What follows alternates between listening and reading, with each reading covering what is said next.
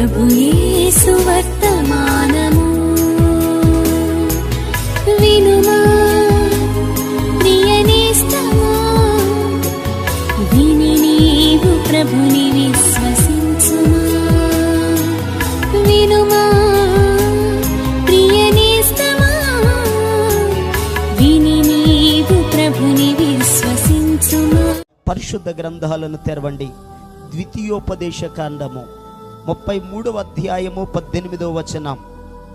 జబూలూనును గూర్చి ఇట్లనెన్నో, జబూలూను నీవు బయలు వెళ్ళు స్థలమందు సంతోషించుమో, ఇషాకారు నీ గుడారములయందు సంతోషించుమో.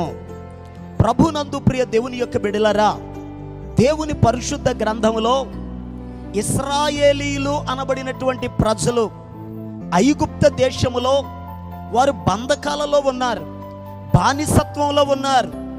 ఆనాడు పరిపాలన చేస్తున్న రాజు ఇశ్రాయేలీలను శ్రమ పెట్టడం ప్రారంభించాడు. వారు విస్తరిస్తున్నారని, అభివృద్ధి చెందుతున్నారని, మగ సంతానం పెరిగిపోతుందని వారిని అణిచివేయుట కొరకు చిన్న బిడ్డలను అనేకులను చంపిస్తూ ఉన్నాడు.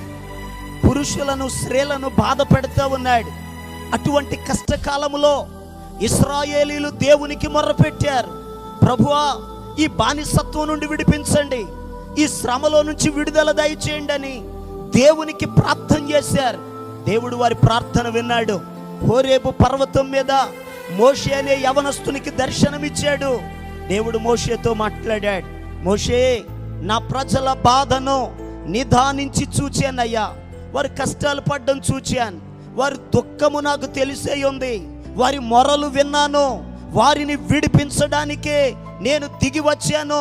నీవు వెళ్ళు, నీ ద్వారా నేను అద్భుతాలు చేస్తాను, ఐగుప్త దేశము నుండి కనానుకు నడిపించు అని ప్రభు చెప్పారు. ఆ సమయంలో మోషే దేవుని మాట ప్రకారంగా ఐగుప్త దేశానికి వెళ్ళాడు, రాజుతో మాట్లాడాడు. ఆ ఐగుప్త దేశములో దేవుడు మోషేను బలపరిచాడు. మోషే ద్వారా 10 అద్భుతాలను దేవుడు జరిగించాడు. ఆ ఐగుప్తులో నుండి కనానుకు నడిపించడం ప్రారంభించాడు.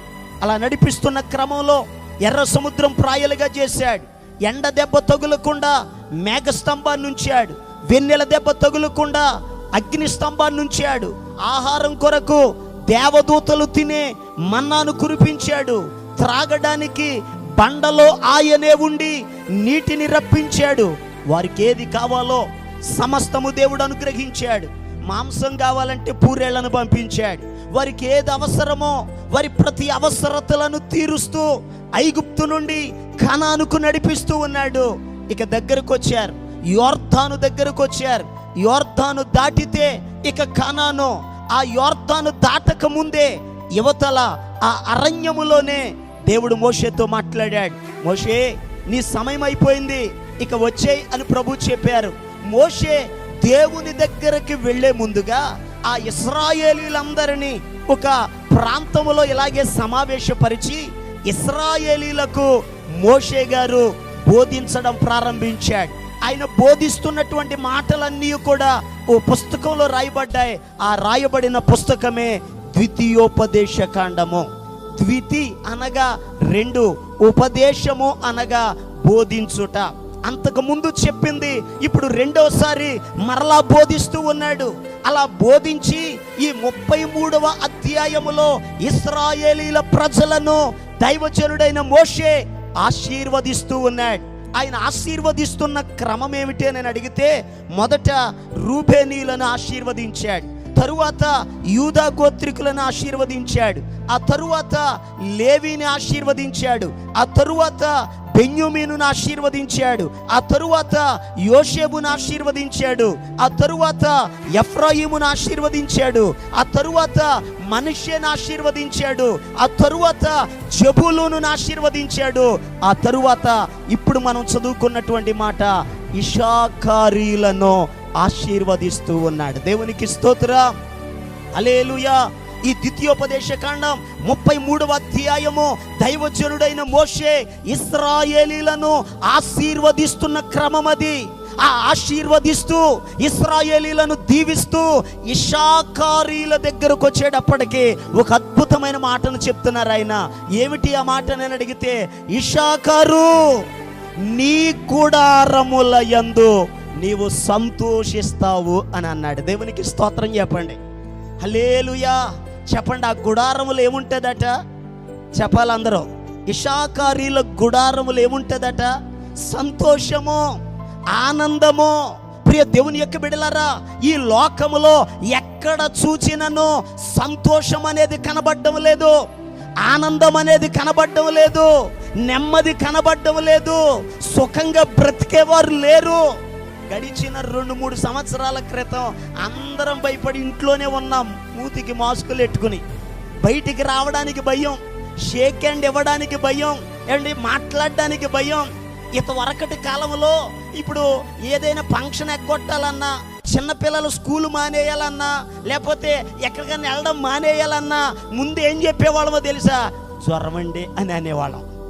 కానీ కరోనా వచ్చిన తర్వాత జ్వరం వచ్చిందని ఎవరికి చెప్పుకోవాలా? ఎందుకో తెలుసా? ఎవరో రారేమో దగ్గరికని.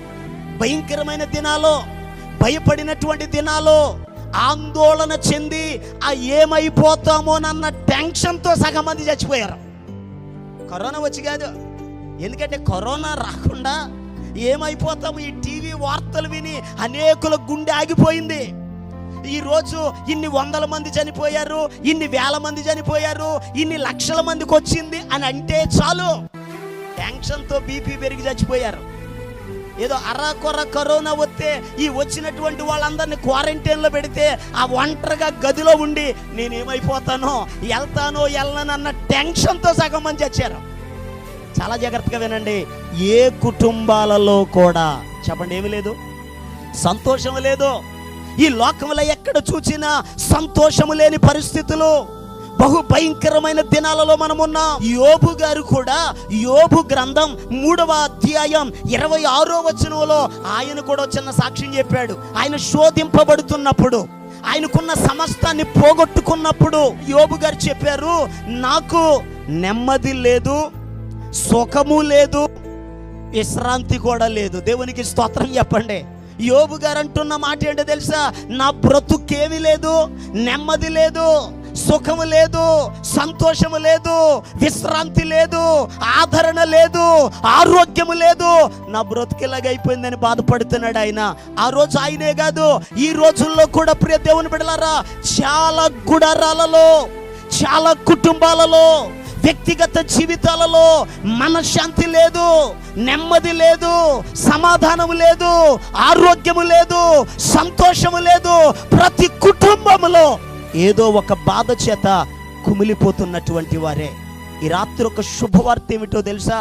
దైవజనుడైన మోషే గారు చెప్తున్నాడు, ఇశ్శాఖారు నీ గుడారములో ఏముందో తెలుసా? సంతోషం ఉంది. ఈ రాత్రి సభల ద్వారా ఇక్కడున్నటువంటి ప్రజలకి, ఈ గ్రామానికి దేవుడు సంతోషము కలుగ చేయునుగాక, దుఃఖము తొలగిపోవునుగాక, బాధలు తొలగిపోవునుగాక, కన్నీరు తుడవబడునుగాక, దుఃఖ దినములు సమాప్తములగునుగాక. ప్రియ దేవుని బిడ్డలారా, చాలా జాగ్రత్తగా ఈ రాత్రి దేవుని వాక్యం ధ్యానం చేద్దాం. ఇశ్శాఖారీల గుడారాలలో చెప్పండి ఏముంది? సంతోషం ఉంది. కొన్ని గుడారాలలో సంతోషం లేకపోవడానికి ఆ గుడారాల్లో ఏమున్నాయి? ఇశ్శాఖారీల గుడారాలలో సంతోషం ఉండడానికి ఈ ఇశ్శాఖారీలు ఏం చేశారో, వారు ఎలా బ్రతికారో ఇశ్శాఖారీలను గురించి ధ్యానం చేద్దాం. దేవునికి స్తోత్రం చెల్లిద్దాం. ఇశ్శాఖారీలను అడుగుదాం, బాబు దైవజనుడు మీకు వాగ్దానం ఇచ్చాడు, దేవుడు మీకు సంతోషం ఇచ్చాడు, మీరేం చేశారయ్యా? మీరు ఎలా ఉన్నారయ్యా? మీ భక్తి జీవితం ఎలా ఉంది? మీ ఆధ్యాత్మిక జీవితాలు ఎలా కట్టుకున్నారు? ఏం చేస్తే మీకు సంతోషం కలిగిందో ఇశ్శాఖారీలను అడుగుదాం. ఆ ఇశ్శాఖారీలను గురించి ధ్యానం చేసే ముందు కొన్ని గుడారాలు చూపిస్తాను మీకు. దేవునికి స్తోత్రం చెల్లిద్దాం. ఈ లోకంలో కొన్ని గుడారాల్లో సంతోషం లేకపోవడానికి ఆ గుడారాల్లో ఏముందో పరిశుద్ధ గ్రంథంలో నుండి కొన్ని మాటలు త్వరగా ఒక 2-3 గుడారాలు చూపించి వాక్య భాగంలోకి వెళ్ళిపోదాం. పరిశుద్ధ గ్రంథంలో కొన్ని గుడారాలు ఉన్నాయి. ఆ గుడారాల్లో సంతోషం లేకపోవడానికి వారు ఎలా ఉన్నారో, ఆ గుడారంలో ఏముందో 2 విషయాలు నేను చూపిస్తాను. పరిశుద్ధ గ్రంథాలు అందరు తెరవండి. యోబు గ్రంథము 11వ అధ్యాయము 14వ వచనం. పాపము నీ చేతిలో ఉండుట చూచి నీవు దాన్ని విడిచిన ఎడల, జాగ్రత్తగా వినండి, ఇక్కడ గుడారం కనబడుతుంది. నీ గుడారములో దుర్మార్గతను నీవు కొట్టివేసిన ఎడల నిశ్చయముగా నీవు సంతోషించెదవు. ప్రియ దేవుని బిడ్డలారా, ఒక గుడారములో సంతోషం కలగాలి అని అంటే ఆ గుడారములో నుండి ఏమి తీసేయాలి? దుర్మార్గతను తీసివేయాలి. దుర్మార్గం ఉన్నంత కాలం, పాపం ఉన్నంత కాలం, శాపం ఉన్నంత కాలం, దోషులుగా బ్రతికినంత కాలం ఆ గుడారములలో సంతోషము ఉండదు. ఈరోజు భక్తి చేస్తున్న ప్రియ దేవుని బిడ్డలారా, ఆరాధిస్తున్న దేవుని బిడ్డలారా, దేవుని సన్నిధికి వస్తూ రక్షించబడి పాటలు పాడుతూ సాక్ష్యం ఇస్తున్న ప్రియ దైవ జనాంగమా, మన గుడారాలలో సంతోషం ఉండాలంటే మన గుడారాల్లో నుండి ఏం తీసేయాలి? మనం దుర్మార్గాన్ని తీసేయాలి. దుర్మార్గము ఉంటే, పాపము ఉంటే మన జీవితంలో సంతోషం ఉండదు. ఈ దుర్మార్గం ఉన్న గుడారములో దుర్మార్గులు చేసే పనేంటో తెలుసా? ఎంతసేపు ఎదటోడిని పాడు చేయాలన్నది ఆలోచన, ఎదటోడిది కలుపుకోవాలన్నదే ఆలోచన. ఎందుకంటే దేవుడు వారికి ఇచ్చిన, వారిని ఆశీర్వదించిన, వారిని అభివృద్ధి చేసిన వారికున్న దానితో వారు తృప్తి పడరు. అదే దుర్మార్గం అంటే. పరిశుద్ధ గ్రంథంలో ఒక వ్యక్తి ఉన్నాడు. ఆ వ్యక్తిని దేవుడు ఆశీర్వదించాడు, ఆ వ్యక్తిని అభివృద్ధి చేశాడు. ఆ వ్యక్తికి ఏం కావాలో, ఈ భూలోకంలో మనిషి ఎలా ఉండాలని కోరుకుంటాడో అలా అన్నిటినీ దేవుడిచ్చాడు. అందమైన భార్యనిచ్చాడు, ఏమండి, పొలాలు ఇచ్చాడు, డబ్బు ఇచ్చాడు, అధికారం ఇచ్చాడు, ఉన్నత స్థితి ఇచ్చాడు. ఆ దేశములో అతని కంటే గొప్పవాడు మరొకడు. తృప్తి పడొద్దా? తృప్తి లేదు ఇతనికి. ఇతని ఆశ ఏంటో తెలుసా? ఇతని ఇంటి ముందు, ఇతని నగరును ఆనుకొని ఒకడికి చిన్న ద్రాక్ష తోట ఉందట, దాని మీద పడ్డది కన్ను. ఈయనకి ఎన్నున్నా తృప్తి లేదు. ఈయన కన్ను దేని మీద పడింది? ఆ ద్రాక్ష తోట మీద పడింది. ఆ తోట ఇలా కలిపేస్తే పొద్దున్నే వాకింగ్కి బాగుంటుంది అనుకున్నాడేమో, ఆ తోట కలిపేస్తే ఈ సైన్యం పెరుగుతుంది అనుకున్నాడేమో. ఎందుకంటే ఆనుకొని ఉంది కదా, పాపం దాని మీద పడింది కన్ను. అది నాకు వచ్చేయాలనుకుని ఆ తోట కలిగిన వ్యక్తిని పిలిచాడు. అయ్యా, నా కన్ను నీ తోట మీద పడ్డది, నీ తోట ఏమో ఆనుకుని ఉంది, అందులో ఆ నేల ఏంటో తెలియదు కానీ చాలా పచ్చగా ఉంది, ఏ మొక్క వేసినా ఫలిస్తుంది, ద్రాక్ష తోట కాపు అద్భుతంగా ఉంది, ఆ తోట నాకు ఇచ్చేయి, నీకు కావాలంటే ఎంత డబ్బు అయినా ఇస్తాను. ఆ వచ్చిన పేదవాడు, అది తప్ప అతనికేమీ లేదు, అది తరతరాల నుండి వస్తుంది. ఈ తోటను నేను అమ్మలేను, ఈ తోటను వదిలిపెట్టుకోలేను, ఇది నాది కాదు, పిత్రార్జితము అని అన్నాడు. దేవునికి స్తోత్రం చెప్పండి. ప్రియ తల్లులారా, జాగ్రత్తగా వినండి. దేవుడు మనల్ని ఆశీర్వదించి, దేవుడు మనకి ఏదైనా ఇస్తే దీన్ని ఎలా అమ్మాలా, దీన్ని ఎలా పాడు చేయాలన్న ఆలోచనలు రానివ్వకండి. దీనితో పాటు ఇంకేం సంపాదించాలని ప్రార్థన చేసుకోండి, దేవుడు ఆశీర్వదిస్తాడు. దేవునికి స్తోత్రం చెప్పండి. కొంతమందికి ఏంటంటే ఎప్పుడు ఏది అమ్మేద్దామని కనిపెడుతుంటారు. ఒక్కసారి అమ్మడం అలవాటైతే చాలు ఏదైనా అమ్మి పడేస్తారు. కొందరు జీవితాలు ఇంతే, ఉన్నవన్నీ అమ్మేదాకా నిద్రపోరు. చాలా జాగ్రత్తగా వినండి. ఇతడు అంటున్నాడు, అయ్యా, నాకున్నది నేను అమ్ముకోలేను, ఎందుకంటే ఇది పిత్రార్జితం, ఇది మా తాతల కాడి నుంచి వస్తుంది, నేను మీకు ఇవ్వలేను అని అన్నాడు.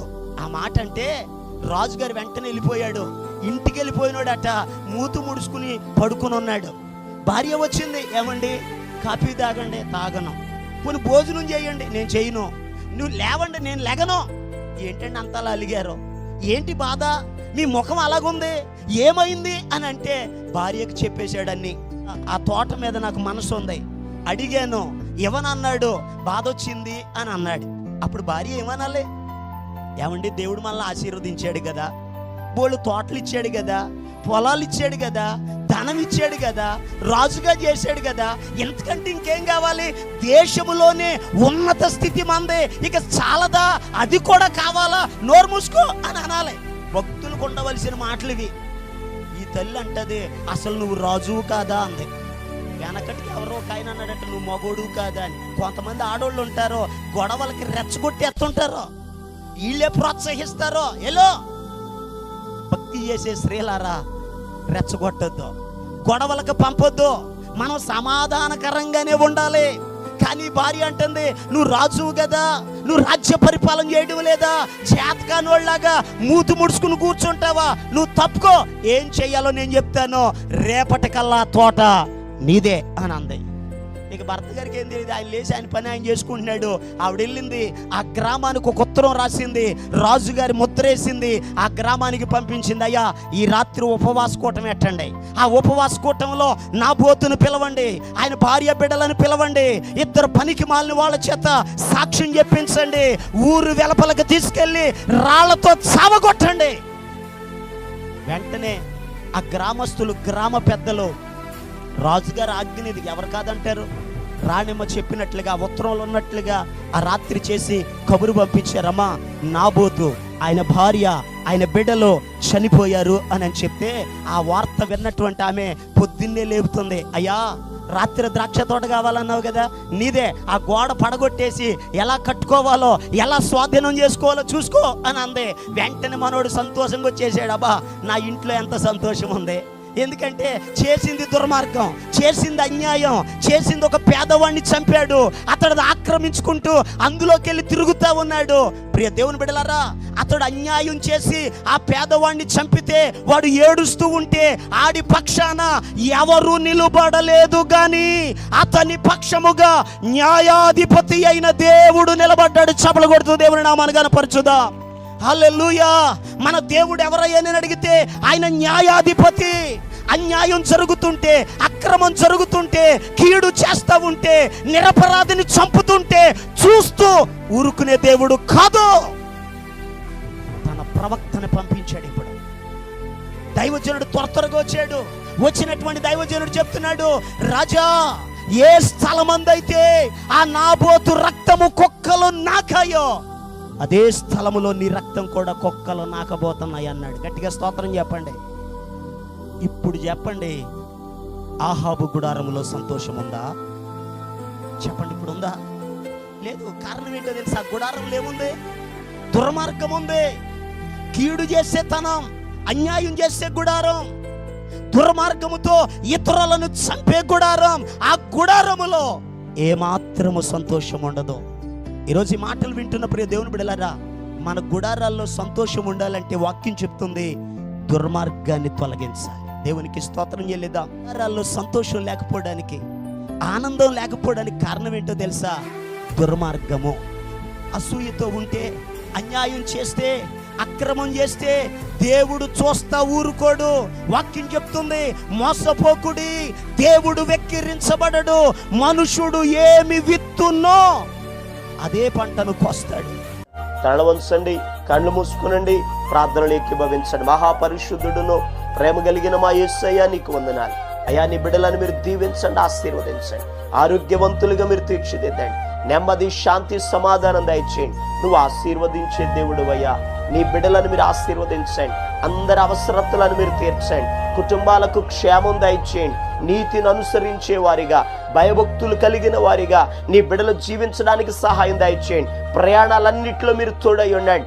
ఆహారం కానీ, వస్త్రం కానీ, ఆరోగ్యం కానీ, ఆర్థికంగా కానీ, దైవభక్తి విషయంలో కానీ అయ్యా, నీ బిడ్డలను మీరు దీవించి ఆశీర్వదించి మహిమ, ఘనత, ప్రభావాలు పొందుకొనమని యేసు నామం పేరట ప్రార్థన చేసి అడిగి పొందుకొని ఉన్నాము తండ్రి.